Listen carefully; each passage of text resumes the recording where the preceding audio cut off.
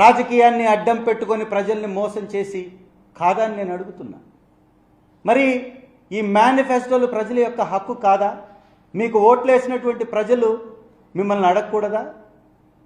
ఏ ఒక్క సందర్భంలో అయినా మీరు నెరవేర్చినటువంటి చరిత్ర మీకుందా? ఇవాళ మీరు ముసలివారు అయిపోయారు, ఏకంగా మేము పరిపాలించలేను నేను ఒక్కడిని అనే స్థితికి మీరు దిగజారిపోయారు. మీ తెలుగుదేశం కూడా ఒంటరిగా పోటీ చేసి గెలిచేటటువంటి సత్తాని కోల్పోయింది. ఆ విషయం మీరే మీ చేష్టల ద్వారా, మీ క్రియల ద్వారా మీరే చూపించారు. మరి ఈ రాష్ట్రంలో 3 పార్టీలతో జత కట్టి, మాట చెప్పి, మోసపు మాటలతోటి మూటలు కట్టి ఈ అధికారంలోకి వచ్చినటువంటి మీరు ఈ ప్రభుత్వంలో వ్యవసాయ రంగాన్ని అధోపాతాళానికి దిగజార్చింది నిజం కాదా? ఉద్యోగస్తుల్ని మోసం చేసింది నిజం కాదా?